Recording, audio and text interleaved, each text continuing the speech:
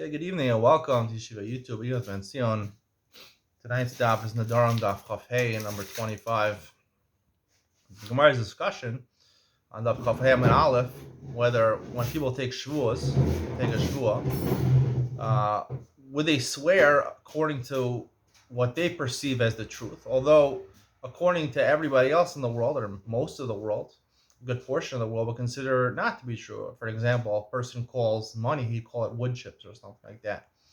Do we say he calls and he says, I paid this guy coins. I paid him 200 coins, and he really gave him 200 wood chips. So, do we say that a person, or we worry that a person take a shvuah like that, and therefore we have to be careful. A person might take a shvuah like that, and we have to make sure, like the Bryce say, to make sure that to tell them you're taking a shvuah based on the common understanding of the word, not your personal understanding of the word. We're only worried about it that people generally do it. And the Gemara discusses the proclivity of people to do that. Will people do that? Will people not do that? The Gemara has a long discussion. Seemingly, the Gemara at the end deflects the proof and says, as an answer for the last proof of the Gemara, deflects the proof. The Gemara in Shuos also has a similar sugya and deflects the proof in a different way, which would seemingly indicate that the halacha is that people don't take Shuos.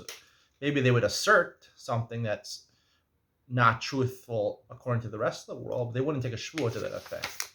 The Gemara on Chaf Hey Beis is talking about the next topic, Nidre Shkagos, where people take a neder, and they made a mistake. The Gemara brings a case of shvuah shkagos, taking a shvuah where it's a mistake. And the Gemara, let's take Gemara's example. The Gemara says, Rav Kahana Rav Asi, Hadin Amar Shvuas Ta'achem Rav, Hadin Amar Shvuas Ta'achem Rav. They came out of Shir Rav. Rav gave a shir, the Rebbe. He was giving a very lamdish shir on the sugya, on the Talmidim, the fellow Talmidim who weren't privileged to go into the shir. There was capacity over there. Not everyone could fit into the room. It was a small room.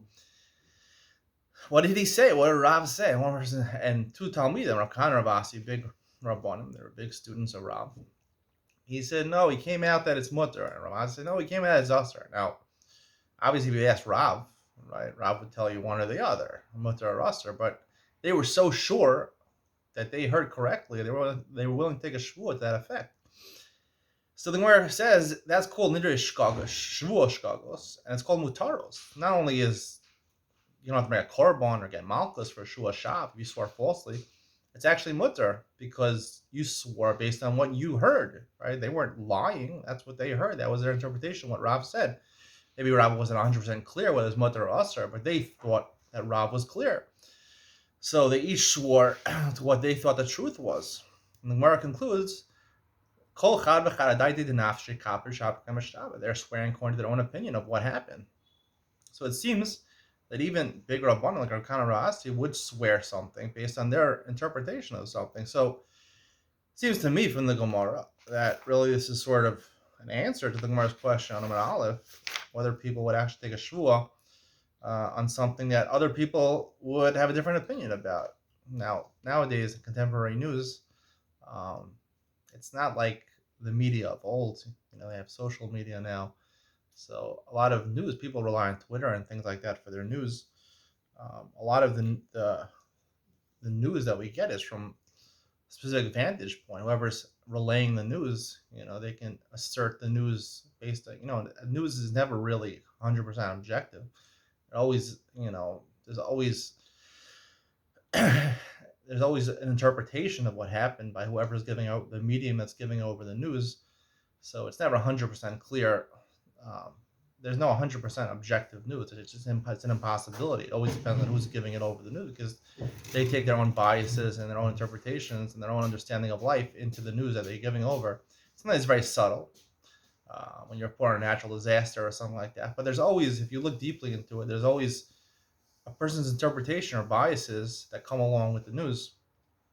Sometimes it doesn't affect people hearing it. Sometimes it does have effect. But nowadays, it's more prevalent for people to have their own interpretations and really say the news exactly the way that they say it. And that's why I have on my channel, Laying for Your Buck News, where I give you my interpretation of the news because everyone else is giving their own interpretation. I'll give you my interpretation also.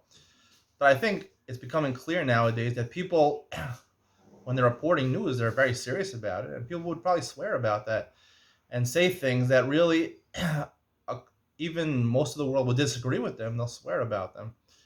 The example I want to use is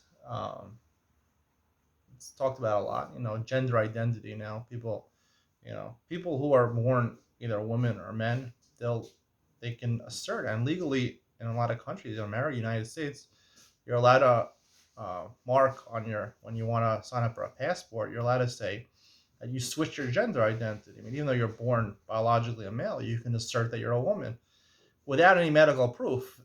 So even though 99% of the world has one definition of what a man is and what a woman is, you can assert you're something else without any proof.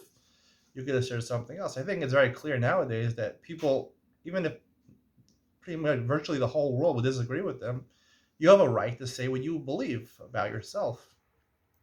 So, and people would swear to this. I mean, you see these people would swear to this effect. So, I think just from current events, I think you see, and I think from the Gemara on Ham and Beis, right? They're not sure what Rav said, right? And they swear to that effect. So their interpretation is valid. Now, the one disclaimer I want to say is that obviously it's only valid if it can't be disproven, right?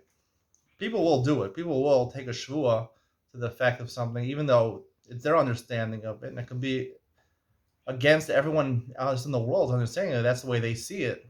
But if it can be disproven, if you can use facts and a logical argument to disprove it, so then it can be disproven. So I'd like to suggest the Gemara is saying over here that a person, that he could swear upon himself. I think that's true, as long as it's impossible to be disproven. For example, in the shir, when Rav Ravasi heard the shir from Rav, if it was recorded, it was a live shir, it was on video, like my shir, or it was written down what he said. He wrote a sefer and he said about that Indian, whether it's mutter or usher, or they asked Rav, and what did Rav say? So in that case, it could be disproven. I think the kavanah of the Gemara is talking about a case where they weren't able to clarify from Rav what his real opinion was, because if they were able to clarify, so then really it should be a shav, because actually he swore falsely.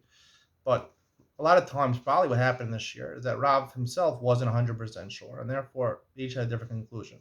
So therefore, it can't be disproven. And that's the same thing over here, that people will take a shvuah until you can disprove it. If you can disprove it, there's facts, or through your rhetoric, you can disprove it. So then I think it wouldn't fall under the category of people taking shvuahs to the effect of their own interpretation. Hope you enjoyed tonight's share. I mixed a little current events in, but I think it's relevant. See you in the next one.